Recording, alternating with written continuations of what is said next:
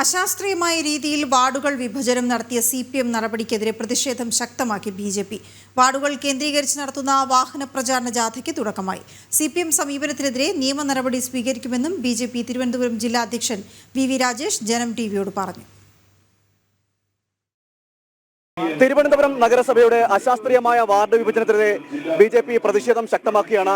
BJP ജില്ലാ കമ്മിറ്റിയുടെ നേതൃത്വത്തിൽ വാഹന പ്രചരണ ജാഥയ്ക്ക് തുടക്കം കുറിച്ചിരിക്കുകയാണ്. നമ്മളോടൊപ്പം BJP ജില്ലാധ്യക്ഷൻ VV രാജേഷ് ചേരുന്നുണ്ട്. പ്രതിഷേധം ശക്തമാക്കിയാണല്ലോ.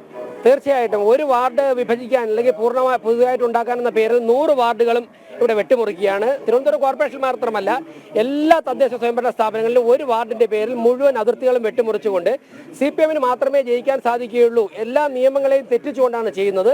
CPM മാത്രമേ ജയിക്കാൻ സാധിക്കുകയുള്ളൂ എന്നുള്ളൊരു സാഹചര്യം ഉണ്ടാക്കാനുള്ള ശ്രമമാണ്. നിയമപരമായും രാഷ്ട്രീയമായും ഞങ്ങൾ നേരിടും. ഇപ്പോൾ ഞങ്ങൾ നിൽക്കുന്നത് പാളയം മാർക്കറ്റിനുള്ളിലാണ്. ഇവിടെ പാളയം മാർക്കറ്റിൽ സ്മാർട്ട് സിറ്റിയുടെ ഫണ്ട് ഉപയോഗിച്ചുകൊണ്ട് കുറച്ച് കെട്ടിടങ്ങൾ അപ്പുറത്ത് അശാസ്ത്രീയമായി നിർമ്മിച്ചിട്ട് ഇവിടുത്തെ കച്ചവടക്കാരെയൊക്കെ തന്നെ ഭീഷണിപ്പെടുത്തുന്നു എന്നാണ് കച്ചവടക്കാർ പറയുന്നത്.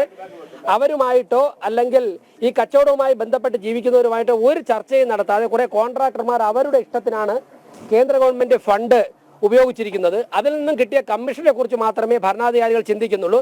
ഇവരൊക്കെ തന്നെ പാളയത്തെ കച്ചവടക്കാരാണ്. ഇതിൽ CPM വിശ്വാസികളും CITU പ്രവർത്തകരും ഒക്കെ ഉണ്ട്. തീർച്ചയായിട്ടും ഇത്തരത്തിൽ കമ്മീഷന് വേണ്ടി മാത്രം പ്രവർത്തിക്കുന്ന ഒരു ഭരണകൂടമായിട്ട് മാറിയിരിക്കുന്നത് കൊണ്ട് അവർ ജനങ്ങളിൽ നിന്നും അകന്നിരിക്കുന്നു. അപ്പോൾ തീർച്ചയായിട്ടും വാർഡ് വിഭജനത്തിലൂടെ മറികടക്കാമെന്നാണ് പരിശ്രമിക്കുന്നത്.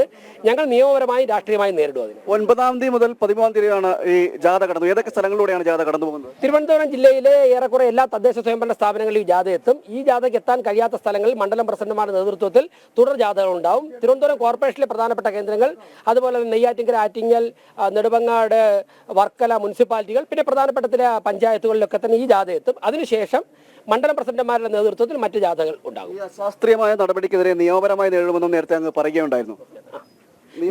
ഞങ്ങൾ ഹൈക്കോടതിയെ സമീപിക്കാനുള്ള ആലോചനകൾ നടക്കുകയാണ്.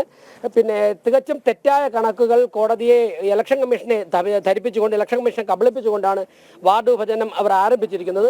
ആ രേഖകൾ സമാഹരിച്ചുകൊണ്ട് ഞങ്ങൾ കോടതി സമീപിക്കും. ഇത് പിൻവലിക്കുന്നവരെ അല്ലെങ്കിൽ ഇതിനൊരു തീരുമാനം ഉണ്ടാകുന്നവരെ സമരവുമായി ശക്തമായി മുന്നോട്ട് പോകുന്നതന്നെയാണ് ലഭിച്ചത്. സമരം പലതരത്തിലുള്ള ശക്തമായ സമരങ്ങൾ. ഇനി ഞങ്ങൾ ലഘുലേഖകളുമായി ജനങ്ങളുടെ ഇടയിലേക്ക്, വീടുകളിലേക്ക് ഇറങ്ങും. ശക്തമായ സമരപരിപാടികളും നിയമപരിപാടികൾ നടപടികളുമായി ഞങ്ങൾ മുന്നോട്ട് പോകും. അതുതന്നെയാണ് ഈ വരുന്ന 13-ാം തീയതി വരെയാണ് സമരം ഉണ്ടാകുക. വാഹന പ്രചരണ ജാഥ ഉണ്ടാകുക. 9-ാം തീയതി ആരംഭിച്ച് 13-ാം തീയതി അവസാനിക്കുന്ന രീതിയിലാണ് വാഹന പ്രചരണ ജാഥ കടന്നു പോകുന്നത്. എല്ലാ സ്ഥലങ്ങളിലൂടെയും കടന്നു പോവുകയും ചെയ്യും. എന്തായാലും പ്രതിഷേധം ശക്തമാക്കാൻ തന്നെയാണ് BJPയുടെ തീരുമാനം. BJP ജില്ലാ അധ്യക്ഷൻ VV രാജേഷിന്റെ നേതൃത്വത്തിലുള്ള വാഹന പ്രചരണ ജാഥയ്ക്ക് ഇന്ന് തുടക്കം കുറിച്ചിരിക്കുകയാണ്.